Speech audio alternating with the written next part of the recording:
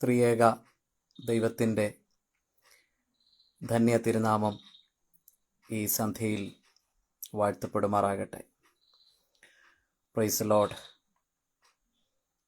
എല്ലാവരെയും ഈ സായാഹ്നത്തിൽ ദൈവ വചനത്തിൻ്റെ കേൾവിക്കായി സ്വാഗതം ചെയ്യുന്നു. ഈ ലൈവിൽ എന്നെ കണ്ടുകൊണ്ടിരിക്കുന്ന ശ്രവിക്കുന്ന എല്ലാ സഹോദരി സഹോദരന്മാർക്കും സ്നേഹവന്ദനങ്ങളെ അറിയിക്കട്ടെ. ഇന്നത്തെ അല്പസമയ ദൈവവചന ധ്യാന ചിന്തയ്ക്കായി അപ്പോസ്തലനായ പൗലോസ് കൊരിന്ത്യർക്കെഴുതിയ 2-ാം ലേഖനം അതിൻ്റെ 3-ാം അധ്യായം എടുക്കാം. 2 കൊരിന്ത്യർ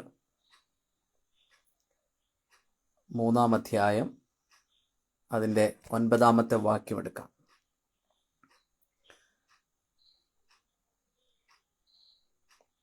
രണ്ട് കൊരിന്ത്യർ 3-ാം അധ്യായം 9-ാമത്തെ വാക്യം. ശിക്ഷാവിധിയുടെ ശുശ്രൂഷ തേജസ്സാകുന്നു എങ്കിൽ നീതിയുടെ ശുശ്രൂഷ തേജസ്സേറിയതായിരിക്കും. ഹല്ലേലൂയ. ശിക്ഷാവിധിയുടെ ശുശ്രൂഷ തേജസ്സാകുന്നു എങ്കിൽ നീതിയുടെ ശുശ്രൂഷ തേജസ്സേറിയതായിരിക്കും. ഇംഗ്ലീഷിലൊന്ന് വായിക്കാം. For if the ministry of condemnation has glory, much more does the ministry of righteousness abound in glory. abound in glory. തേജസ്സിൻ്റെ മേൽ തേജസ്സായിരിക്കും. ഈ കൊരിന്ത്യ ലേഖനം 2 കൊരിന്ത്യ ലേഖനം 3-ാം അധ്യായത്തിൽ പുതിയ നിയമ ശുശ്രൂഷയെക്കുറിച്ചാണ് അപ്പോസ്തലനായ പൗലോസ് നമ്മോട് സംസാരിക്കുന്നത്. ഇംഗ്ലീഷിൽ എങ്ങനെയാണ് അതിന് കൊടുത്തിരിക്കുന്ന title? Ministers of the new covenant. നിയമം എന്ന വാക്കിനേക്കാളിലും പ്രസക്തമായിരിക്കുന്നത് പുതിയ ഉടമ്പടിയുടെ ശുശ്രൂഷ.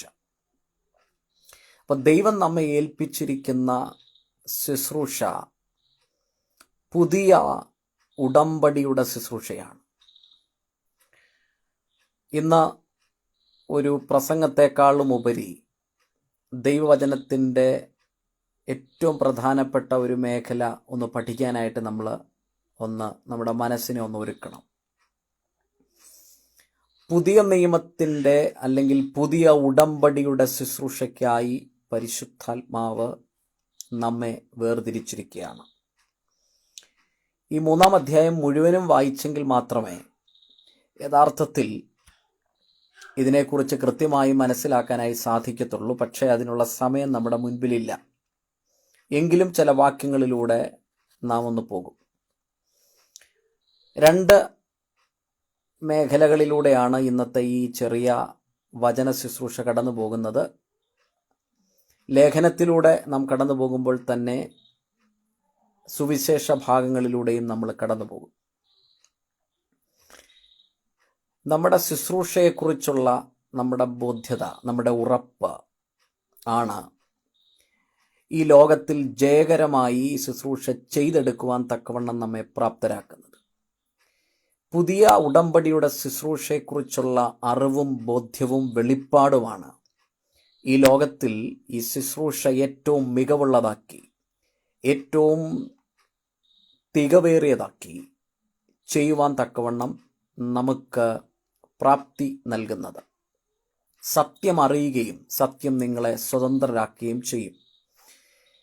സത്യത്തെക്കുറിച്ചുള്ള അറിവ്, ദൈവവചനത്തെക്കുറിച്ചുള്ള അറിവ്, നമ്മൾ ഏർപ്പെട്ടിരിക്കുന്ന ശുശ്രൂഷയെക്കുറിച്ചുള്ള ആ വെളിപ്പാടാണ് ഈ ശുശ്രൂഷ ഏറ്റവും ഭംഗിയായി ചെയ്യുവാൻ, ഏറ്റവും ഫലകരമായി ചെയ്യുവാൻ, ഏറ്റവും മികവുറ്റ രീതിയിൽ ചെയ്യുവാൻ നമുക്ക് കോൺഫിഡൻസ് നൽകുന്നത്.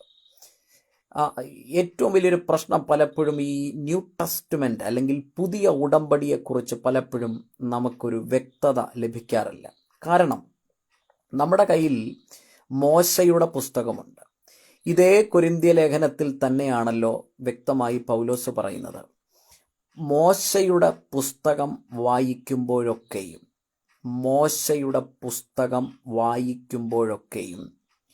മൂടുപടം നിങ്ങളുടെ മേൽ കിടക്കുന്നു. വാക്യമൊന്നും എടുക്കാൻ നമുക്ക് സമയമില്ല, നിങ്ങൾക്കറിയാം അത്. അപ്പം മോശയുടെ പുസ്തകം, ദ ബുക്ക് ഓഫ് മോസസ്, അതാണ് നിയമത്തിൻ്റെ പുസ്തകം അല്ലെങ്കിൽ പഴയ നിയമം. നമ്മെ ദൈവം പുതിയ ഉടമ്പടിയുടെ ശുശ്രൂഷകന്മാരാക്കി അല്ലെങ്കിൽ പുതിയ ഉടമ്പടിക്ക് കീഴിലാക്കി നമ്മെ വെച്ചിരിക്കുമ്പോൾ, ഈ പുതിയ ഉടമ്പടിയുടെ കീഴിൽ ലഭ്യമാകുന്ന തേജസ് എത്രയാണെന്ന് കൃത്യമായി നാം മനസ്സിലാക്കണം. 2 കൊരിന്ത്യർ ലേഖനം 3-ാം അധ്യായം, അതിലേക്ക് വീണ്ടും വരാം. 6-ാം വാക്യം കൂടെ വായിക്കാം. 9-ാം വാക്യമാണ് നമ്മൾ വായിച്ചത്. അവൻ ഞങ്ങളെ പുതുനിയമത്തിൻ്റെ, ഈ നിയമം എന്നതിനേക്കാളും ഉടമ്പടി, കവനന്റ് എന്ന വാക്കിനാണ് കൂടുതൽ ഒരു പ്രാധാന്യമുള്ളത്, അല്ലെങ്കിൽ ഈ പരിഭാഷയുമായി കുറച്ചുകൂടെ ചേർന്ന് നിൽക്കുന്നത്. അപ്പം അങ്ങനെ തന്നെ വായിക്കാം. അവൻ ഞങ്ങളെ പുതിയ ഉടമ്പടിയുടെ ശുശ്രൂഷകന്മാർ ആകുവാൻ പ്രാപ്തരാക്കി. അക്ഷരത്തിൻ്റെ ശുശ്രൂഷകന്മാരല്ല, ആത്മാവിൻ്റെ ശുശ്രൂഷകന്മാരത്രേ. അക്ഷരം കൊല്ലുന്നു, ആത്മാവോ ജീവിപ്പിക്കുന്നു. 7-ാം വാക്യം കൂടെ വായിക്കുക. എന്നാൽ കല്ലിൽ അക്ഷരമായി കൊത്തിയിരുന്ന മരണ ശുശ്രൂഷ നീക്കം വരുന്നതായ മോശയുടെ തേജസ്, മുഖത്തേജസ് നിമിത്തം ഇസ്രായേൽ മക്കൾക്ക് അവൻ്റെ മുഖത്ത് നോക്കിക്കൂടാതെ വണ്ണം തേജസ്സുള്ളതായെങ്കിൽ ആത്മാവിൻ്റെ ശുശ്രൂഷ അധികം തേജസ്സുള്ളതാകുകയില്ലയോ? പിന്നീട് വായിച്ചത്, ശിക്ഷാവിധിയുടെ ശുശ്രൂഷയ്ക്ക് തേജസ്സുണ്ട്, പക്ഷേ ഇന്ന് നമ്മുടെ മേലേൽപ്പിച്ചിരിക്കുന്ന ശുശ്രൂഷയുടെ തേജസ്, അതിൻ്റെ ഖനം, ആ തേജസ്സിൻ്റെ ആ ഖനം എന്ന് പറയുന്നത് നമുക്ക് ഇമാജിൻ ചെയ്യാൻ പറ്റാത്തതാണ്. ഒരു ശക്തിക്കും തകർക്കാൻ കഴിയാത്ത, ഒരു സാഹചര്യത്തിനും തകർത്ത് കളയാൻ പറ്റാത്ത തേജസ്സിൻ്റെ മേൽ തേജസ്സുള്ള, അതായത് വിവരിക്കാൻ കഴിയാത്ത, വാക്കുകൾ കൊണ്ട് വർണ്ണിക്കാൻ കഴിയാത്ത, ഒരിക്കലും വ്യക്തമായി നമ്മുടെ വാമൊഴി കൊണ്ട് പറഞ്ഞ് ഫലിപ്പിക്കാൻ കഴിയാത്ത ഒരു തേജസ്സിൻ്റെ ശുശ്രൂഷയാണ് എൻ്റെയും നിങ്ങളുടെ മേൽ പകർന്നിരിക്കുന്നത്. ഒരു സാഹചര്യത്തിനും ഈ തേജസ്സിൻ്റെ ശുശ്രൂഷയെ തകർക്കുവാൻ കഴിയുകയില്ല. നമ്മുടെ ഭാരതത്തിൽ ഇപ്പോൾ വലിയ പ്രതിസന്ധികൾ നേരിട്ടുകൊണ്ടിരിക്കുകയാണ് സഭ. എല്ലാ സഭകളും അത്തരത്തിൽ ഒരു ഭീതിയുടെ നിഴലിലൂടെയാണ് കടന്നു പോകുന്നത്. വലിയ പ്രതിസന്ധികളിലൂടെയാണ് ഭാരതസഭ കടന്നു പോകുന്നത്. എന്നാൽ നിങ്ങൾ മനസ്സിലാക്കേണ്ട ഒരു യാഥാർത്ഥ്യമുണ്ട്. നമ്മുടെ മേൽ പകർന്നിരിക്കുന്ന തേജസ്സിൻ്റെ ഖനം നാം ചിന്തിക്കുന്നതിലും അപ്പുറമാണ്. നമ്മൾ വേദപുസ്തകം വായിക്കുന്നു, വേദപുസ്തകത്തിലെ വാക്കുകൾക്ക് നമ്മൾ വലിയ പ്രാധാന്യം കൊടുക്കുന്നു. പലപ്പോഴും ദൈവത്തെ ഒരു പുസ്തകത്തിൻ്റെ അകത്ത് ഒതുക്കി നിർത്താൻ നാം പലപ്പോഴും ശ്രമിക്കാറുണ്ട്. അക്ഷരത്തിൻ്റെ അകത്ത് ഒതുങ്ങുന്നവനല്ല നമ്മുടെ ദൈവം. അക്ഷരത്തിൻ്റെ അകത്ത് ദൈവത്തെ ഒതുക്കാൻ ശ്രമിക്കരുത്. നമ്മുടെ മേലുള്ള തേജസ്, മോശയുടെ മേലൊരു തേജസ് ഉണ്ടായിരുന്നു. മോശയുടെ മുഖം ഇസ്രായേൽ മക്കൾക്ക് നോക്കുവാൻ കഴിയാത്തവണ്ണം മോശയുടെ മുഖത്തൊരു തേജസ് ഉണ്ടായിരുന്നു. അവൻ മുഖത്തെ മറച്ചിരുന്നു. പൗലോസ് പറയുകയാണ്, ഈ മോശയുടെ പുസ്തകം വായിക്കുമ്പോൾ അല്ലെങ്കിൽ ന്യായപ്രമാണ പുസ്തകം വായിക്കുമ്പോൾ സംഭവിക്കുന്നത്, യഥാർത്ഥത്തിലുള്ള തേജസ് നമുക്ക് കാണാൻ സാധിക്കത്തില്ല. അതായത് ഒരു തേജസ് ഉണ്ട് എന്ന് പറയുന്നു, അതിവിടെയും പറയുന്നു തേജസ് ഉണ്ടെന്ന്. പക്ഷേ പുതിയ ഉടമ്പടിയിലേക്ക് വരുമ്പോൾ നമ്മുടെ മേലുള്ള തേജസ്, പുതിയ ഉടമ്പടിയുടെ കീഴിലുള്ള നമ്മുടെ മേലുള്ള തേജസ്സിൻ്റെ ഖനം, അത് വിവരിക്കാൻ കഴിയാത്തതാണ്. അതാണ് ഇവിടെ പറയുന്നത്. ആത്മാവിൻ്റെ ശുശ്രൂഷ അത് തേജസ്സിൻ്റെ ശുശ്രൂഷയാണ്. ആ തേജസ്സിനെ കുറിച്ച് വീണ്ടും ഈ പൗലോസ് പറയുന്നു 10-ാം വാക്യത്തിൽ, അതെ, തേജസ്സോട് കൂടിയത് ഈ കാര്യത്തിൽ ഈ അതിമഹത്തായ തേജസ് നിമിത്തം ഒട്ടും തേജസ്സില്ലാതെയായി. അല്ലെങ്കിൽ പഴയ ഉടമ്പടിയുടെ കീഴിൽ നിന്നിരുന്ന ജനത്തിൻ്റെ അല്ലെങ്കിൽ ആ ശുശ്രൂഷകരുടെ മുഖത്തുള്ള തേജസ്സും ഇന്നത്തെ പുതിയ ഉടമ്പടിയുടെ കീഴിൽ നിൽക്കുന്ന ശുശ്രൂഷകരുടെ തേജസ്സും കൂടെ നോക്കുമ്പോൾ പഴയ ആ തേജസ് ഇപ്പോൾ തേജസ് ഇല്ലാതെയായി മാറി. കാരണം പുതിയ ഉടമ്പടിയുടെ കീഴിലേക്ക് വന്ന ഓരോരുത്തരുടെ മേലും വ്യാപരിക്കുന്ന തേജസ്സിനെ കമ്പയർ ചെയ്ത് നോക്കുമ്പോൾ പഴയത് തേജസ് ഇല്ലാതെയായി മാറി. 10-ാം വാക്യം ഇംഗ്ലീഷിൽ കൂടെ ഒന്ന് വായിക്കാം. For indeed what had glory in this case has no glory because of the glory that surpass it. ഇപ്പോൾ നമ്മുടെ മേലുള്ള തേജസ് സാഹചര്യങ്ങൾക്ക് തകർക്കുവാൻ കഴിയാത്ത, പ്രതിസന്ധികൾക്ക് ഒതുക്കുവാൻ കഴിയാത്ത, പീഡനങ്ങൾക്ക് തകർക്കുവാൻ കഴിയാത്ത അതിമഹത്തായ തേജസ്സാണ് ദൈവം നമ്മുടെ മേൽ പകർന്നിരിക്കുന്നത്. നിങ്ങൾക്ക് ദൈവത്തെ സ്തുതിക്കാൻ കഴിയുന്നെങ്കിൽ ദൈവത്തെ നിങ്ങളായിരിക്കുന്ന സ്ഥാനത്ത് സ്തുതിച്ചു കൊള്ളുക. ഇന്ന് നാം ചിന്തിക്കുന്നത് അതുതന്നെയാണ്. എൻ്റെ ചിന്തയിലേക്ക് ഒന്ന് കടന്നു വരട്ടെ. ഒരു ടൈറ്റിൽ കൊടുക്കുകയാണെങ്കിൽ the superiority of the new covenant, പുതിയ ഉടമ്പടിയുടെ സുപ്പീരിയോറിറ്റിയെക്കുറിച്ചാണ് നാം ചിന്തിക്കുന്നത്.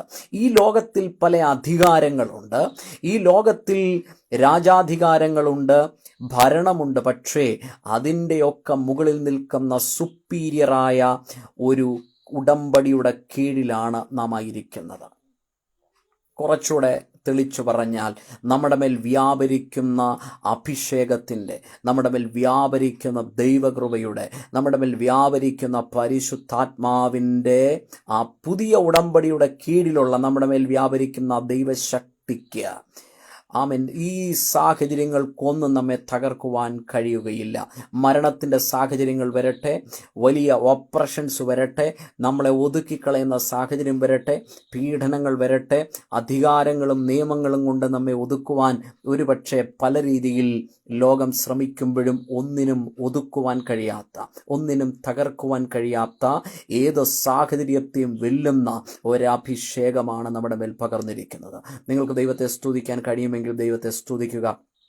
കാരണം എൻ്റെയും നിങ്ങളുടെ മേൽ പകർന്നിരിക്കുന്ന ദൈവകൃപയ്ക്ക് അളവ് നിങ്ങൾ ഒരിക്കലും കൽപ്പിക്കരുത്. ദൈവശക്തിക്ക് ഒരു പരിധി കൽപ്പിക്കരുത്. പരിശുദ്ധാത്മാവിൻ്റെ പുതിയ ഉടമ്പടിക്കൊരു പരിധി നിങ്ങൾ കൽപ്പിക്കരുത്. ആ തേജസ് പഴയതിനേക്കാളിലും എത്ര 10 മടങ്ങാണ്. ഇവിടെ അപ്പോസ്തലനായ പൗലോസ് ഇതിനെ കമ്പയർ ചെയ്യുവാണ്. Ministry of death versus ministry of the spirit. മരണത്തിൻ്റെ ശുശ്രൂഷയും ആത്മാവിൻ്റെ ശുശ്രൂഷയും, മരണത്തിൻ്റെ ശുശ്രൂഷയും ആത്മാവിൻ്റെ ശുശ്രൂഷയും. 3-ാം അധ്യായത്തിൻ്റെ 9-ാം വാക്യത്തിൽ ആണ് നമ്മളത് വായിച്ചത്. ശിക്ഷാവിധിയുടെ ശുശ്രൂഷ തേജസ്സാകുന്നു എങ്കിൽ നീതിയുടെ ശുശ്രൂഷ എത്രയധികം തേജസ്സുള്ളതായിരിക്കും. സുവിശേഷത്തിൻ്റെ ശക്തിയെ തകർക്കുവാൻ ഒരു ശക്തിക്കും കഴിയുകയില്ല. സുവിശേഷത്തിൻ്റെ പവറിനെ ഒരിക്കലും ലിമിറ്റ് നമ്മായിട്ട് ചെയ്യരുത്, അതിനൊരിക്കലും പരിധി കൽപ്പിക്കരുത്. സുവിശേഷത്തിൻ്റെ ശക്തി അത് കൂടിക്കൊണ്ടേയിരിക്കും. ഏത് സാഹചര്യമാണോ നമ്മളെ ഒതുക്കുന്ന ആ സാഹചര്യത്തിൽ നിന്ന് നമ്മളെ പുറത്തു കൊണ്ടുവരുന്നതാണ് ദൈവത്തിൻ്റെ ശക്തി എന്ന് പറയുന്നത്. ഓരോ സാഹചര്യത്തിനും ആവശ്യമായ ദൈവകൃപ ദൈവം നമ്മുടെ മേൽ പകർന്നുകൊണ്ടേയിരിക്കും.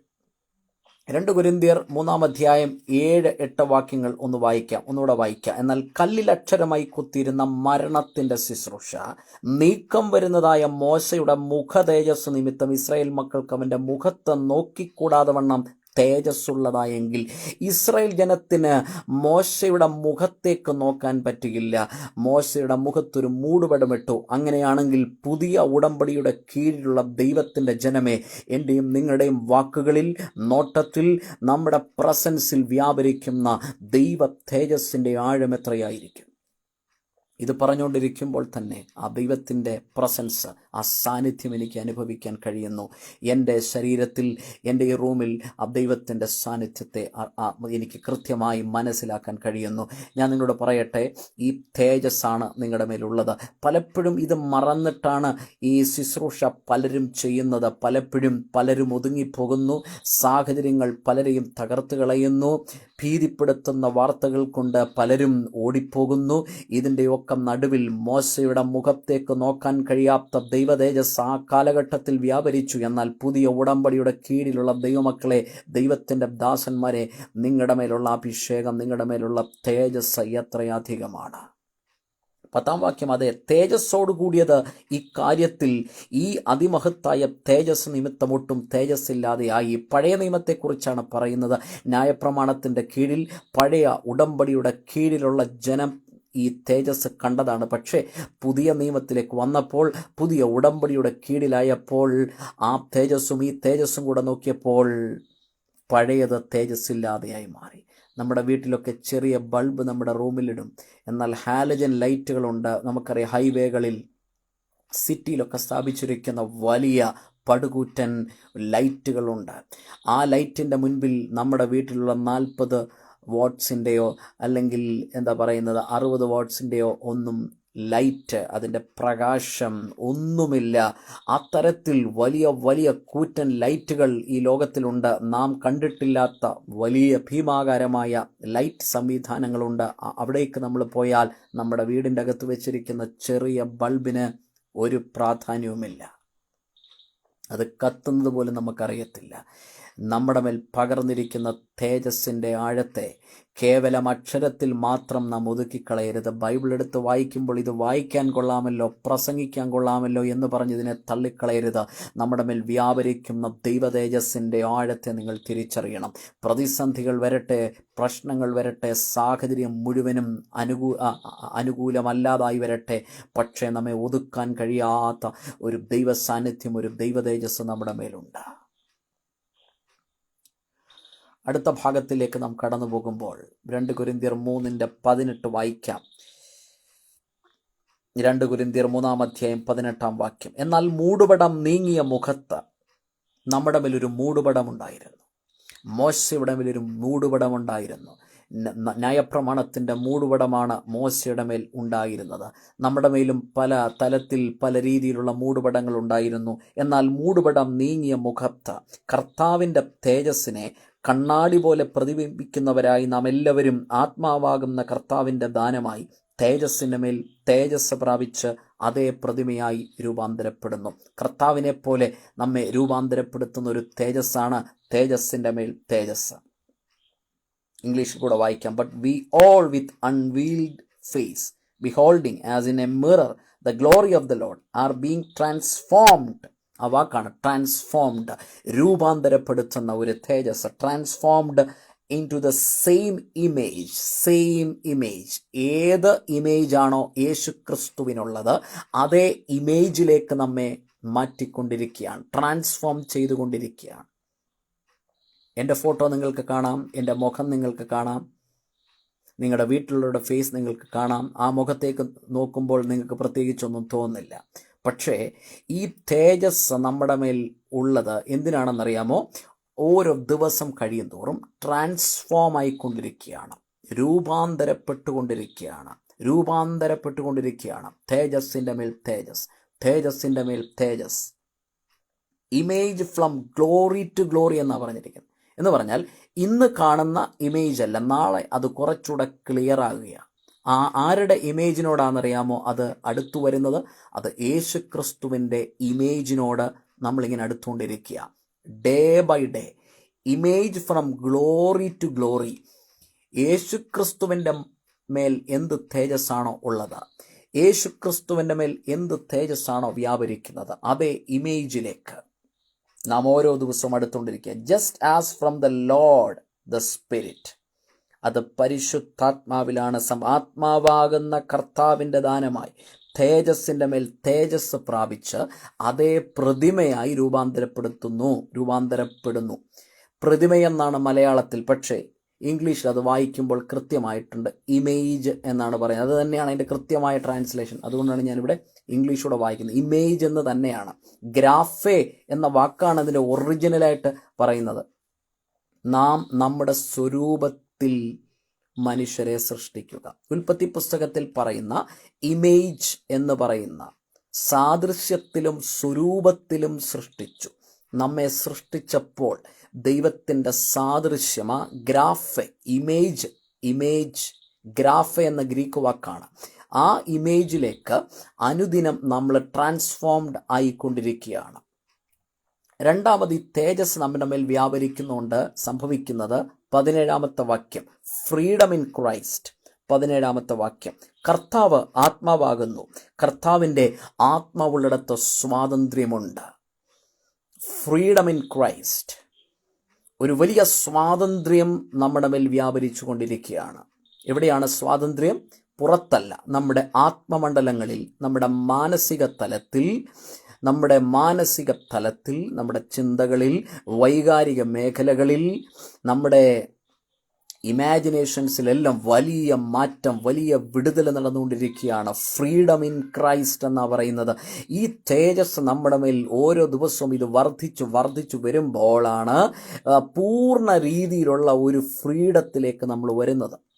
യേശുക്രിസ്തുവിനെ രക്ഷകനും ദൈവമായി സ്വീകരിച്ച നിമിഷം മുതൽ ഈ പ്രോസസ്സ് ആരംഭിക്കുകയാണ്. അനുദിനം ഓരോ നിമിഷവും നമ്മൾ സ്വാതന്ത്ര്യത്തിലേക്ക്, അതിൻ്റെ റിയലൈസേഷനിലേക്ക് നടന്നുകൊണ്ടിരിക്കുകയാണ്. നമുക്ക് സ്വാതന്ത്ര്യം ലഭിച്ചു കഴിഞ്ഞു, എന്നാൽ ഇത് റിയലൈസ് ചെയ്യണം, ഇത് തിരിച്ചറിയണം. അതാണ് നമുക്ക് ആവശ്യമായുള്ളത്. എല്ലാ ശാപത്തിൽ നിന്നും യേശുക്രിസ്തു നമ്മളെ സ്വതന്ത്രരാക്കി, എല്ലാ അടിമത്തങ്ങളിൽ നിന്നും കർത്താവ് നമ്മെ സ്വതന്ത്രരാക്കി. എന്നാൽ പലപ്പോഴും ഇത് നാം തിരിച്ചറിയാറില്ല. ഇന്ന് ഒരുപാട് ആളുകൾ ഈ സോഷ്യൽ മീഡിയയിൽ ഞാൻ ശ്രദ്ധിച്ചപ്പോൾ നമ്മുടെ ശാപങ്ങൾ മാറിയിട്ടില്ല, ഇനിയും ശാപങ്ങൾ പൊട്ടാൻ വേണ്ടി, തകർക്കാൻ വേണ്ടി, ശാപത്തിൽ നിന്ന് പുറത്തു വരാൻ വേണ്ടി പ്രാർത്ഥിക്കണമെന്നൊക്കെ, അല്ലെങ്കിൽ ആ തരത്തിലുള്ള ശുശ്രൂഷകൾ ചെയ്യുന്നത് കണ്ടു. എന്നാൽ യഥാർത്ഥത്തിൽ ദൈവവചനം കൃത്യമായി പഠിക്കുന്ന ഒരാളെ സംബന്ധിച്ചിടത്തോളം യേശുക്രിസ്തുവിൽ ആയ നിമിഷം തന്നെ 100% കർത്താവ് നമ്മളെ സ്വതന്ത്രരാക്കി കഴിഞ്ഞു. ഈ പകുതി വെച്ച് സ്വതന്ത്രമാക്കുന്ന പരിപാടി കർത്താവിനില്ല. നമ്മുടെ ദൈവം സർവശക്തനാണ്. ദൈവത്തിൻ്റെ ആട്രിബ്യൂട്ട്സിൽ ഏറ്റവും പ്രധാനപ്പെട്ടത് എന്താ നിങ്ങൾക്കറിയാം? The attributes of God is omnipotent. നമ്മുടെ ദൈവം ഒംനിപോട്ടൻ്റ് ആണ്, സർവശക്തനാണ്. അടുത്തെന്താ? ഒംനീഷ്യൻ്റ് ആണ്. ഒംനീഷ്യൻസ് ഓഫ് ഗോഡ്, ദൈവം സർവജ്ഞാനിയാണ്. അപ്പം ദൈവമെന്ന് പറയുന്നത് 100%, ദൈവം തരുന്നത് ദൈവത്തിൻ്റെ സ്റ്റാൻഡേർഡിനൊത്തവണ്ണമാണ്. അപ്പം കർത്താവ് നമുക്ക് നൽകിയ സ്വാതന്ത്ര്യത്തിൻ്റെ പ്രത്യേകത അത് 100% സ്വാതന്ത്ര്യമാണ്. എന്നാൽ ഇത് സെൽഫ് റിയലൈസേഷൻ നമുക്ക് കിട്ടുന്നില്ല. ഇത് നമ്മൾ തിരിച്ചറിയാതെ കടന്നു പോകുന്നു. 1947 ഇന്ത്യക്ക് സ്വാതന്ത്ര്യം ലഭിച്ചു. എന്നാൽ ലഭിച്ച സ്വാതന്ത്ര്യത്തെ കൃത്യമായി തിരിച്ചറിയാതെ പോകുന്ന ആളുകളെ സംബന്ധിച്ചിടത്തോളം ബുദ്ധിമുട്ടാണ്. അവർക്ക് ആനുകൂല്യങ്ങൾ, അതിലൂടെ ലഭിക്കുന്ന പ്രിവിലേജസ്, പ്രൊവിഷൻസ്, അവർക്ക് അതിലൂടെ ലഭിക്കുന്നതായ അനുഗ്രഹങ്ങളെ കൃത്യമായി തിരിച്ചറിയാൻ സാധിക്കാതെ വരുന്നു. അവിടെയാണ് റിയലൈസേഷൻ ആവശ്യമുള്ളത്. അതുകൊണ്ടാണ് പൗലോസിൻ്റെ ലേഖനങ്ങളിൽ പൗലോസ് പറയുന്നത് നിങ്ങളത് തിരിച്ചറിയണം. ദൈവത്തിൻ്റെ ശക്തിയെക്കുറിച്ച് നിങ്ങൾ തിരിച്ചറിയണം. നിങ്ങളുടെ അകത്ത് വ്യാപരിക്കുന്ന ദൈവശക്തിക്ക്, ആ ശക്തിയെക്കുറിച്ചുള്ള റിയലൈസേഷൻ, തിരിച്ചറിവ് നിങ്ങളുടെ ബ്രെയിൻ്റെ അകത്തുണ്ടാകുമ്പോൾ നിങ്ങൾ ആൾ മാറിയവരെ പോലെ ആയിത്തീരും. അതുകൊണ്ടാണ് ഞാൻ ആദ്യമേ പറയുന്നത്, സാഹചര്യങ്ങൾ എന്തുമാകട്ടെ, അനുകൂലമായ സാഹചര്യമല്ല എല്ലാ സമയങ്ങളിലും നമുക്കുണ്ടാകുന്നത്. ഭാരതത്തിലെ സഭ പല പ്രതിസന്ധികളിലൂടെ കടന്നു പോകുന്നു. വൈദികരും കന്യാസ്ത്രീകളും പാസ്റ്റർമാരും സുവിശേഷകരും അല്ലെങ്കിൽ സുവിശേഷം പറയുന്ന സാധാരണ വിശ്വാസികളും ഒക്കെ ആക്രമിക്കപ്പെടുന്ന ഒരു പ്രത്യേക സാഹചര്യത്തിലൂടെ നാം കടന്നു പോകുമ്പോൾ നമ്മൾ മനസ്സിലാകണം, എല്ലായ്പ്പോഴും അനുകൂല സാഹചര്യമല്ല. പുതിയ ഉടമ്പടിയുടെ ശുശ്രൂഷകരായി, പുതിയ ഉടമ്പടിയുടെ കീഴിലാണ് നാമെങ്കിൽ സാഹചര്യമല്ല നമ്മുടെ വിഷയം. സാഹചര്യത്തിൻ്റെ അകത്ത് വെളിപ്പെടുന്ന ദൈവകൃപയുടെ, ദൈവതേജസ്സിൻ്റെ, ദൈവസാന്നിധ്യത്തിൻ്റെ, ദൈവശക്തിയുടെ ആഴത്തെ തിരിച്ചറിയുന്നതാണ്. അത് റിയലൈസ് ചെയ്യുന്നതാണ്. അത് നിങ്ങളുടെ തലയ്ക്കകത്ത് അതിൻ്റെ സെൽഫ് റിയലൈസേഷൻ ഉണ്ടാകുമ്പോൾ, നിങ്ങളത് തിരിച്ചറിയുമ്പോൾ നിങ്ങൾ വിളിച്ചു പറയും, ഈ സാഹചര്യത്തിന് എന്നെ തകർക്കുവാൻ കഴിയുകയില്ല. Freedom in Christ. ഇനി അടുത്തത് 3-ാം അധ്യായത്തിൻ്റെ 2-ാം വാക്യം. ഞങ്ങളുടെ ഹൃദയങ്ങളിൽ എഴുതിയതായി സകല മനുഷ്യരും അറിയുന്നതും വായിക്കുന്നതുമായ ഞങ്ങളുടെ പത്രം നിങ്ങൾ തന്നെ. ലിവിങ് ലെറ്റേഴ്സാണ്, ജീവനുള്ള പത്രങ്ങളാണ് നാം. ലിവിങ് ലെറ്റേഴ്സ്, ജീവനുള്ള പത്രങ്ങളാണ് എന്ന് പറഞ്ഞാൽ, പഴയ ഉടമ്പടി 2 സ്റ്റോൺ ടാബ്ലറ്റിലാണ് കൊടുത്തത്, 2 കൽപ്പലകകളിലാണ് കൊടുത്തത്. 2 കൽപ്പലക എന്നാണ് പറയുന്നത് മോശയ്ക്ക് കൊടുക്കുമ്പോൾ. ദൈവത്തിൻ്റെ എഴുത്താണ്. ഇന്ന് ദൈവം നമ്മുടെ മേലാണ് എഴുതിയിരിക്കുന്നത്. നമ്മൾ ക്രിസ്തുവിൻ്റെ പത്രങ്ങളാണ്. നമ്മുടെ മേലൊരു എഴുത്തുണ്ട്. അത് ദൈവത്തിൻ്റെ നിയമമാണ്. ദൈവത്തിൻ്റെ കൃപയുടെ നിയമം നമ്മുടെ മേൽ എഴുതിയിട്ടുണ്ട്. നമ്മളെ കാണുന്നവർ, നമ്മളെ നോക്കുന്നവർ, നമ്മളുമായി ഇടപെടുന്നവർ, നമ്മളുമായി സംസാരിക്കുന്നവർ, നമ്മളുമായി കൈ കൊടുക്കുന്നവർ, കൊടുക്കൽ വാങ്ങൽ നടത്തുന്നവർ, ബിസിനസ് നടത്തുന്നവരൊക്കെ നമ്മളെ നോക്കുമ്പോൾ നമ്മൾ ലിവിങ് ലെറ്ററാണ്, ജീവനുള്ള എഴുത്തുകളാണ് നാം നടക്കുന്നതും കയറുന്നതും ഇറങ്ങുന്നതുമായ വാഹനങ്ങളോ അല്ലെങ്കിൽ വീടുകളോ സ്ഥാപനങ്ങളോ ഒക്കെ നാം കയറി ചെല്ലുമ്പോൾ ഒരു പ്രത്യേകത ഉള്ളതായി അവർ തിരിച്ചറിയണം. ലിവിങ് ലെറ്റേഴ്സാണ്, ക്രിസ്തുവിൻ്റെ പത്രങ്ങളാണ്. ഒരുപക്ഷെ നമ്മളെ ആളുകൾ വായിക്കാൻ പോകുകയാണ്. നമ്മളൊന്നും പറഞ്ഞില്ലെങ്കിലും, നമ്മളൊന്നും സംസാരിച്ചില്ലെങ്കിലും, നിങ്ങൾ ഒരുപക്ഷെ ഒന്നും പ്രത്യേകിച്ച് ആളുകളോട് സുവിശേഷം പറഞ്ഞില്ലെങ്കിലും, നിങ്ങളെ കാണുന്നവർ, എന്നെ കാണുന്നവർ, നമ്മളെ കാണുന്നവർ നമ്മളെ തിരിച്ചറിയാൻ പോകുകയാണ്. നമ്മുടെ വ്യാപരിക്കുന്ന തേജസ് നിങ്ങൾക്ക് മനസ്സിലായോ? മോശയും അല്ലെങ്കിൽ പഴയ ഉടമ്പടിയും പഴയ നിയമവും പുതിയ നിയമവും തമ്മിലുള്ള വ്യത്യാസം നിങ്ങൾ തിരിച്ചറിയണം. നമ്മൾ പുതിയ ഉടമ്പടിയുടെ അകത്താണ്, ലിവിങ് ലെറ്റേഴ്സാണ്. ഒന്നാമത് ഞാൻ പറഞ്ഞത് ട്രാൻസ്ഫോംഡ് ബൈ ദ സ്പിരിറ്റ്, രണ്ടാമത് പറഞ്ഞത് ഫ്രീഡം ഇൻ ക്രൈസ്റ്റ്, മൂന്നാമത് പറഞ്ഞത് ലിവിങ് ലെറ്റേഴ്സ്. 3-ാം അധ്യായം 2-ാമത്തെ വാക്യം, നിങ്ങൾ ക്രിസ്തുവിൻ്റെ പത്രങ്ങളാണ്. ഇനിയും ശുശ്രൂഷയിൽ നമുക്ക് വലിയ കോൺഫിഡൻസ് ഉണ്ടായിരിക്കണം. 4-ാം അധ്യായം 1-ാം വാക്യം, അതുകൊണ്ട് ഞങ്ങൾക്ക് കരുണ ലഭിച്ചിട്ട് ഈ ശുശ്രൂഷ ഉണ്ടാകുകയാൽ ഞങ്ങൾ അധൈര്യപ്പെടാതെ, ആ വാക്ക് മാത്രം മതി, അധൈര്യപ്പെടാതെ, confidence. Therefore, since we have this ministry as we received mercy, we do not lose heart. Lose heart എന്ന് വെച്ചാൽ നമ്മുടെ ഹൃദയം തകർന്നു പോകരുത്, ഹൃദയം ഇടിഞ്ഞു പോകരുത്. വിളിച്ച ദൈവം വിശ്വസ്തനാണ്. അധൈര്യപ്പെടാതെ എന്ന് മലയാളത്തിൽ കാണുമ്പോൾ ഇംഗ്ലീഷിൽ ലോസ് ഹാർട്ട് എന്നാണ് പറഞ്ഞിരിക്കുന്നത്. അതുപോലെ ഹൃദയം ഇടിഞ്ഞു പോകരുത്, ഹൃദയം തകർന്നു പോകരുത്. നമ്മുടെ മേലുള്ള തേജസ്സിൻ്റെ ഖനം നമ്മൾ തിരിച്ചറിയണം. മോശയുടെ മേൽ ഈ തേജസ് വ്യാപരിച്ചപ്പോൾ ഇസ്രായേൽ ജനത്തിന് മോശയുടെ മുഖത്ത് നോക്കാൻ പറ്റിയില്ല. തേജസ് നിമിത്തം മോശ മുഖം മറച്ചിരിക്കുകയാണ്. ഒരു തുണി കൊണ്ട് മുഖം മൂടിയിരിക്കുക. ഒന്ന് ചിന്തിച്ചേ, നമ്മൾ പുതിയ ഉടമ്പടിയുടെ ശുശ്രൂഷകരാ, ന്യൂ ടെസ്റ്റ്മെന്റ് പുതിയ നിയമത്തിൻ്റെ ശുശ്രൂഷകരാ. നമ്മുടെ മുഖത്തേക്ക് നോക്കുമ്പോൾ ട്രാൻസ്ഫോംഡ് ബൈ ദ സ്പിരിറ്റ്, ഞാൻ നേരത്തെ പറഞ്ഞില്ലേ, ഇമേജ്. ഏത് ഇമേജിലോട്ടാ? യേശുക്രിസ്തുവിൻ ആകുന്ന ആ പ്രതിമ, ആ രൂപം, ആ ഇമേജിലോട്ട്, പ്രതിമയെന്നാണ് മലയാളത്തിൽ. ആ ഇമേജ് എന്നുള്ളതാണ് ഗ്രാഫ്. ഇമേജ്, യേശുക്രിസ്തുവിൻ്റെ ഇമേജിലേക്ക് നമ്മൾ അനുദിനം ട്രാൻസ്ഫോംഡ് ബൈ ദ സ്പിരിറ്റ്, ആത്മാവിനാൽ ഓരോ ദിവസവും നമ്മൾ ട്രാൻസ്ഫോം ആയിക്കൊണ്ടിരിക്കുകയാണ്. അപ്പോൾ ഇന്നലത്തെ തേജസ് അല്ല ഇന്ന്. ഈ തേജസ്സിൻ്റെ പ്രത്യേകത, ഈ തേജസ് വ്യാപരിക്കുമ്പോൾ ക്രിസ്തു എന്ന ഇമേജിലേക്ക് ഓരോ ദിവസവും നമ്മളിങ്ങനെ മാറിക്കൊണ്ടിരിക്കുക. മരണം വരെ. എന്നാണോ നമ്മൾ ഈ ഭൂമിയിൽ നിന്ന് മാറ്റപ്പെടുന്നത് അന്നുവരെ. അപ്പം നമ്മുടെ മുഖത്തേക്ക് നോക്കുമ്പോൾ, മോശയുടെ മുഖത്തേക്ക്, പഴയ ഉടമ്പടിയുടെ മധ്യസ്ഥനായ, ഒരുപാട് ബലഹീനതകളുള്ള, പുതിയ നിയമത്തിൻ്റെ വെളിപ്പാട് ലഭിക്കാത്ത, പുതിയ ഉടമ്പടിയുടെ കീഴിലേക്ക് വരാത്ത, യേശുക്രിസ്തുവിൽ പൂർണ്ണമായി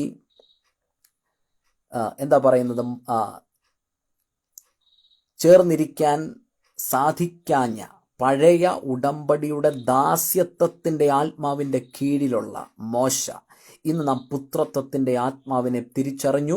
പുത്രത്വത്തിൻ്റെ ആത്മാവ് നമ്മുടെ മേൽ വന്നു കഴിഞ്ഞു. അബ്ബാപിതാവ് എന്ന് വിളിക്കുന്ന പുത്രത്വത്തിൻ്റെ ആത്മാവിനാൽ നിറയപ്പെട്ട മോശയെക്കാളിലും ദാസ്യത്വത്തിൻ്റെ ആ വലിയ അനുഗ്രഹം എത്രയുണ്ടായിരുന്നോ അതിൻ്റെയൊക്കെ എത്ര ഇരട്ടിയുടെ 1000 മടങ്ങ് അല്ല, 10000 മടങ്ങ്, ലക്ഷം മടങ്ങ്, കോടി മടങ്ങാണ് പുതിയ നിയമത്തിൻ്റെ കീഴിൽ വരുന്ന, പുതിയ ഉടമ്പടിയുടെ കീഴിൽ വരുന്ന നമ്മുടെ മേലുള്ള ദൈവ തേജസ്, നമ്മുടെ മേൽ വ്യാപരിക്കുന്ന ദൈവത്തിൻ്റെ കൃപ. Confidence in ministry. നമ്മുടെ ശുശ്രൂഷകളിൽ ധൈര്യം ചോർന്നു പോകല്ല്, ഹൃദയം തകർന്നു പോകരുത്. ഒന്നിനും നിങ്ങളെ തകർക്കുവാൻ കഴിയുകയില്ല. കാരണം ഈ ശുശ്രൂഷ നമുക്ക് നൽകിയത്, പുതിയ ഉടമ്പടിയുടെ കീഴിൽ കർത്താവ് നേരിട്ടാണ് നമുക്ക് ഈ ശുശ്രൂഷ നൽകിയത്.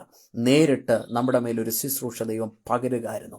ഈ മെസ്സേജ് കേട്ടുകൊണ്ടിരിക്കുമ്പോൾ, നിങ്ങൾ ഇരിക്കുന്ന സ്ഥലത്ത്, ഈ ശബ്ദം നിങ്ങൾ കേട്ടുകൊണ്ടിരിക്കുമ്പോൾ, ഈ നിങ്ങളുടെ ശരീരത്ത്, നിങ്ങളുടെ ചെവിയിൽ ദൈവാത്മാവ് സംസാരിച്ചുകൊണ്ടിരിക്കുക. നിങ്ങളുടെ റൂമിൻ്റെ അകത്ത് ദൈവ സാന്നിധ്യം ഇറങ്ങിക്കൊണ്ടിരിക്കുകയാണ്.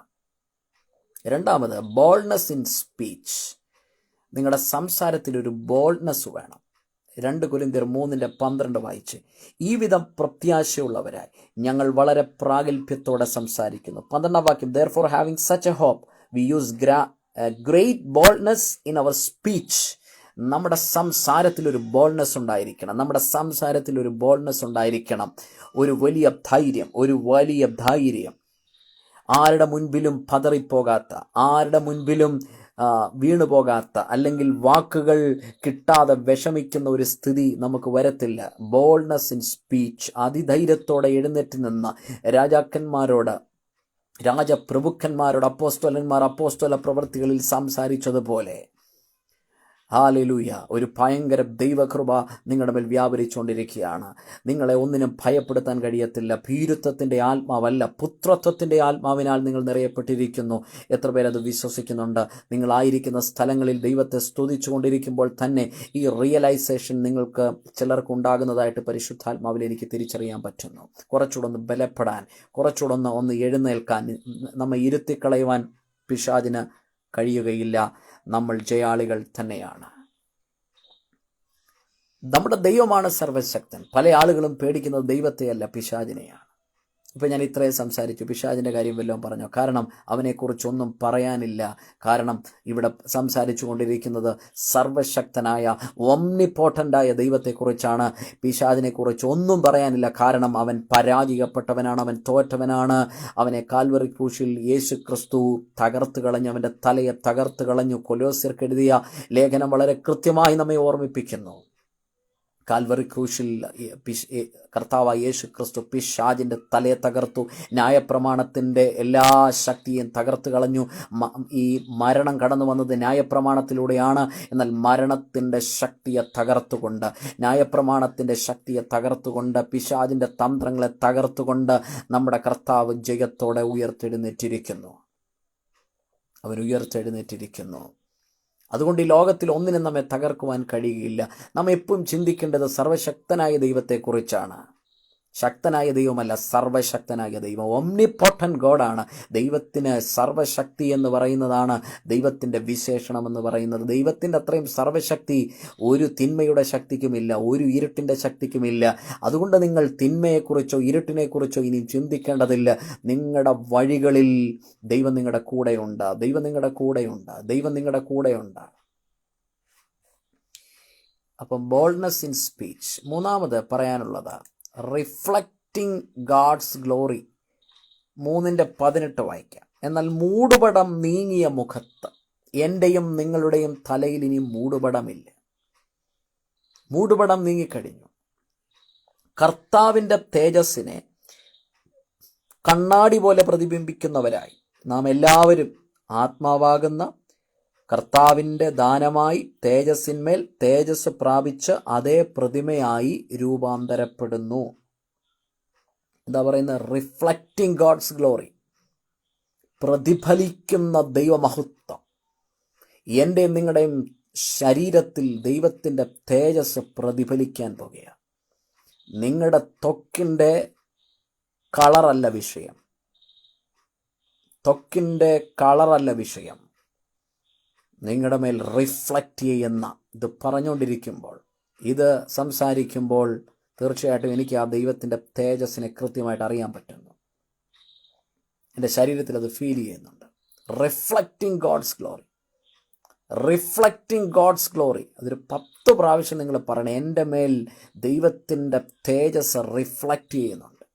And we all who with unveiled faces contemplate the Lord's glory are being transformed into his image with ever increasing glory which comes from the Lord who is the Spirit. Hallelujah.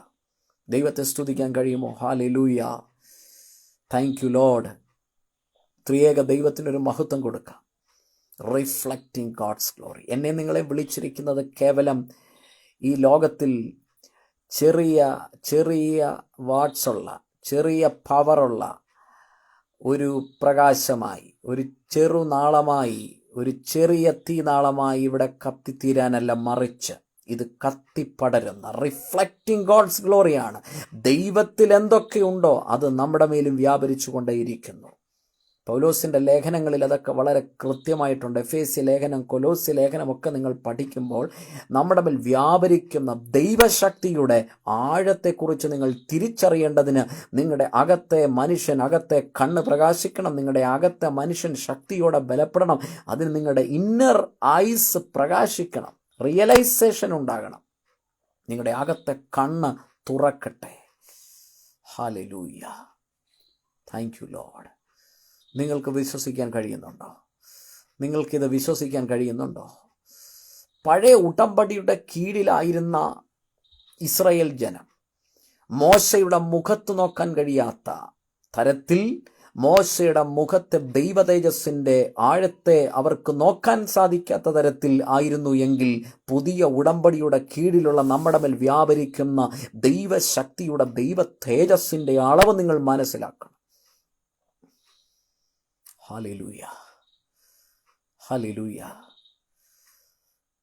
ഈ message നിങ്ങൾ കേട്ട് കഴിഞ്ഞിട്ട് നിങ്ങൾ ഈ 2 കൊരിന്ത്യർക്ക് എഴുതിയ ലേഖനം 3-ാം അധ്യായം 1 മുതൽ 18 വരെയുള്ള വാക്യങ്ങൾ ഒന്നുകൂടെ ഒന്ന് മനസ്സിരുത്തി വായിക്കണം. എനിക്കെല്ലാം കൂടെ ഇതിനകത്ത് വിശദീകരിക്കാൻ പറ്റുന്നില്ല. നമ്മുടെ ഈ സമയത്തിൻ്റെ പരിധിക്കകത്ത് ലിമിറ്റ്ലെസ് ആയിട്ടുള്ള ഒരു ദൈവശക്തിയാണ് നമ്മുടെ മേൽ പകർന്നിരിക്കുന്നത്. എന്താ? ലിമിറ്റുകളില്ലാത്ത, അതിർവരമ്പുകളില്ലാത്ത, ബാരിയേഴ്സിനെ തകർക്കുന്ന ഒരു ദൈവകൃപയുടെ വ്യാപാരം നമ്മുടെ മേൽ ദൈവം പകർന്നിരിക്കുകയാണ്. നിങ്ങൾ സാധാരണക്കാരല്ല.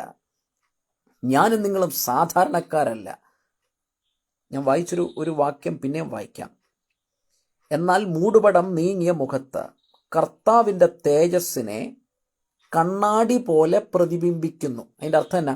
ഒരു കണ്ണാടിയുടെ മുൻപിൽ നാം ചെന്ന് നിൽക്കുമ്പോൾ ഒരു വ്യത്യാസവുമില്ല, കൂട്ടാനുമില്ല, കുറയ്ക്കാനുമില്ല. നാം എങ്ങനെയാണോ നിൽക്കുന്നത് അതേപോലെ തന്നെ ആ കണ്ണാടിക്കകത്ത് നമ്മളെ കാണാം. നമ്മുടെ ഒരു മുടി ഫ്രണ്ടിലോട്ടൊന്ന് കിടക്കുകയാണെങ്കിൽ അതങ്ങനെ തന്നെ കൃത്യമായിട്ട് കണ്ണാടിയിൽ കാണാം. ആ തരത്തിൽ നമ്മൾ രൂപാന്തരപ്പെടും. ഇതെപ്പോഴാണ്? ഈ പല ആളുകളും പഠിപ്പിക്കുന്നത് ഇതൊക്കെ സംഭവിക്കുന്നത് അങ്ങ് സ്വർഗത്തിൽ പോയിട്ടാണെന്ന്. എന്നാൽ അങ്ങനെയല്ല അതിൻ്റെ യാഥാർത്ഥ്യം. ഈ ഭൂമിയിൽ ദൈവം നമ്മെ ആക്കി വെച്ചിരിക്കുന്നതിന് ദൈവത്തിനൊരു വലിയ പർപ്പസ് ഉണ്ട്. ഈ ഭൂമിയിൽ നമ്മെ ആക്കി വെച്ചിരിക്കുന്നത് ദൈവത്തിൻ്റെ രാജ്യത്തെ ഇവിടെ എസ്റ്റാബ്ലിഷ് ചെയ്യാൻ വേണ്ടിയാണ്. ദൈവരാജ്യത്തിൻ്റെ എസ്റ്റാബ്ലിഷ് ചെയ്യാൻ വേണ്ടിയാണ് ദൈവം നമ്മെ ആക്കിയിരിക്കുന്നത്. അതുകൊണ്ട് കണ്ണാടി പോലെ പ്രതിബിംബിക്കുന്നവരായി നാം എല്ലാവരും ആത്മാവാകുന്ന കർത്താവിൻ്റെ ദാനമായി തേജസ്സിൻ്റെ മേൽ തേജസ് പ്രാപിച്ച് അതേ പ്രതിമയായി രൂപാന്തരപ്പെടുന്നു. അതാ ഞാൻ നേരത്തെ പറഞ്ഞത്. ഒന്ന് കൺക്ലൂഡ് ചെയ്യാൻ വേണ്ടിയാണ് ഞാൻ വീണ്ടും ഈ വാക്യത്തിലോട്ട് വന്നത്. Image of God, image of God. സൃഷ്ടിപ്പിലുണ്ടായിരുന്ന ഇമേജ്, സ്വരൂപത്തിലും സാദൃശ്യത്തിലും ത്രിയേക ദൈവം മനുഷ്യനെ സൃഷ്ടിക്കുമ്പോൾ അവിടെ ജീവശ്വാസമൂതിയപ്പോൾ നമ്മുടെ മേൽ ദൈവത്തിൻ്റെ ഇമേജ് വന്നു. ദൈവത്തിൻ്റെ ഇമേജ് അതൊക്കെ വിശദീകരിക്കാൻ പറ്റാത്ത തരത്തിലാണ്.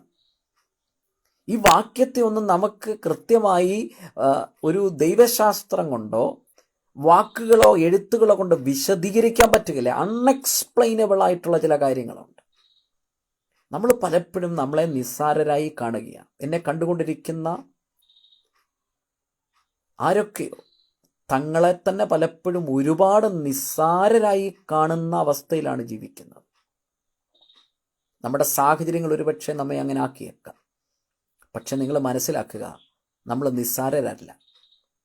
പുതിയ ഉടമ്പടിയിൽ അനുദിനം നമ്മുടെ മേലുള്ള തേജസ് ഇങ്ങനെ നമ്മളെ രൂപാന്തരപ്പെടുത്തിക്കൊണ്ടിരിക്കുക. എന്തിലേക്കാണെന്നറിയാതെ പോകുന്നത്? കർത്താവിൻ്റെ തേജസ്, കർത്താവ് എന്താണോ അതേ രീതിയിലേക്ക് നമ്മൾ ഇങ്ങനെ ട്രാൻസ്ഫോം ആയിക്കൊണ്ടിരിക്കുക. എന്തുകൊണ്ടാണ് ഇങ്ങനെ ട്രാൻസ്ഫോം ആകേണ്ട ഒരു ആവശ്യം വന്നത്? പാപം മൂലം നമ്മുടെ സൃഷ്ടിയിൽ നമ്മൾ എങ്ങനെയായിരുന്നോ അതിനുശേഷം പാപം നമ്മുടെ മേൽ പ്രവേശിച്ചു, അനുസരണക്കേട് നമ്മുടെ മേലുണ്ടായി. ആ ഇമേജിന് ചില പ്രശ്നങ്ങളുണ്ടായിരിക്കും. ആ ഏത് ഇമേജിലേക്കാണോ, എന്തായിരുന്നോ നമ്മുടെ ഒറിജിനൽ ഇമേജ്, ആ ഇമേജിലേക്ക് ദൈവം നമ്മെ റീസ്റ്റോർ ചെയ്തുകൊണ്ടിരിക്കുക. അപ്പോൾ ഈ ഭൂമിയിൽ ഒരു റീസ്റ്റോറേഷൻ സംഭവിച്ചുകൊണ്ടിരിക്കുന്നു. നമുക്ക് മാത്രമല്ല, പ്രകൃതിക്ക് മുഴുവൻ ഒരു റീസ്റ്റോറേഷൻ സംഭവിച്ചുകൊണ്ടിരിക്കുന്നു. അതുകൊണ്ടാണ് പറയുന്നത് ഈ പ്രകൃതി പോലും ഈറ്റുനോവോടിരിക്കുന്നു, ഞരങ്ങിക്കൊണ്ടിരിക്കുന്നു എന്ന് പറയുന്നത്. ഈ ഞരക്കമെന്ന് പറയുന്നത് ഒരു പ്രോസസ്സാണ്. എല്ലാ ദിവസവും ഈ പ്രോസസ്സ് നടന്നുകൊണ്ടിരിക്കുകയാണ്. നമ്മൾ ക്രിസ്തുവിനെ പോലെ ആയിക്കൊണ്ടിരിക്കുകയാണ്. നമുക്ക് വിശ്വസിക്കാൻ പറ്റുന്നുണ്ടോ? നമ്മൾ യേശുവിനോട് അനുരൂപപ്പെട്ടുകൊണ്ടിരിക്കുകയാണ്, ക്രിസ്തുവിനെ പോലെ ആയിക്കൊണ്ടിരിക്കുകയാണ്. നമ്മെ തകർക്കുവാൻ ഒരു ശക്തിക്കും കഴിയുകയില്ല, നമ്മളെ ഒതുക്കുവാൻ ഒരു ശക്തിക്കും കഴിയുകയില്ല. പ്രതിസന്ധികൾ വരട്ടെ, പ്രശ്നങ്ങൾ വരട്ടെ, അതിൻ്റെ നടുവിൽ വ്യക്തമായി തിരിച്ചറിയുക, നമ്മൾ പുതിയ ഉടമ്പടിയുടെ കീഴിലാണ്. നിങ്ങൾക്കൊന്ന് പറയാൻ പറ്റുമോ? നിങ്ങളുടെ നെഞ്ചത്ത് കൈവച്ചൊന്ന് പറയാൻ പറ്റുമോ? ഞാൻ പുതിയ ഉടമ്പടിയുടെ ശുശ്രൂഷകനാണ്. ദൈവത്തിൻ്റെ ശുശ്രൂഷ ചെയ്യുന്ന ദൈവത്തിൻ്റെ അഭിഷക്തന്മാരൊക്കെ ഇത് കേൾക്കുമ്പോൾ വ്യാപരിക്കുന്നത് ഈ ദൈവത്തിൻ്റെ തേജസ്സാണ്. ഒരു നിമിഷം കണ്ണുകളടയ്ക്കാൻ നമുക്ക് പ്രാർത്ഥിക്കാം. ഞങ്ങളുടെ സ്വർഗസ്ഥനായ പിതാവേ, ഞങ്ങളുടെ മേലുള്ള ദൈവകൃപയും ദൈവത്തിൻ്റെ തേജസ്സിനെയും തിരിച്ചറിയുവാൻ, ആ റിയലൈസേഷൻ ഞങ്ങൾക്കുണ്ടാകുവാൻ, ആ തരത്തിൽ ഞങ്ങൾ ക്രിസ്തുവിനോട് അനുരൂപപ്പെട്ടുകൊണ്ടിരിക്കുന്ന അനുദിന ജീവിതത്തിൽ ഞങ്ങൾക്കുണ്ടാകുന്ന പ്രതിസന്ധികളെ, ഞങ്ങളുടെ പ്രതികൂല സാഹചര്യങ്ങളെ ജയിച്ച് മുന്നോട്ട് പോകുവാൻ ഞങ്ങളുടെ മേൽ വ്യാപരിക്കുന്ന ദൈവകൃപയ്ക്കായി, ദൈവശക്തിക്കായി സ്തോത്രം. ഈ ലൈവ് കണ്ടുകൊണ്ടിരുന്ന എല്ലാ പ്രിയപ്പെട്ടവർക്കായി സ്തോത്രം. എല്ലാവരുടെ മേലും ദൈവത്തിൻ്റെ വലിയ സാന്നിധ്യം ആ റൂമിൽ, ശരീരങ്ങളിൽ വ്യാപരിച്ചു കൊണ്ടിരിക്കുന്നതിനായി സ്തോത്രം. എല്ലാവരെയും അനുഗ്രഹിക്കണമേ. ദൈവകൃപ എല്ലാവരുടെയും കൂടിയിരിക്കണമേ. ആയത് പിതാവിൻ്റെയും പുത്രൻ്റെയും പരിശുദ്ധാത്മാവിൻ്റെയും നാമത്തിൽ തന്നെ ആമേൻ. എല്ലാവരോടുമുള്ള നന്ദി അറിയിക്കുന്നു. കർത്താവിൻ്റെ ദാസനോടുള്ള നന്ദി അറിയിക്കുന്നു. ദൈവം നമ്മെ ധാരാളമായി അനുഗ്രഹിക്കട്ടെ. Good night. God bless you.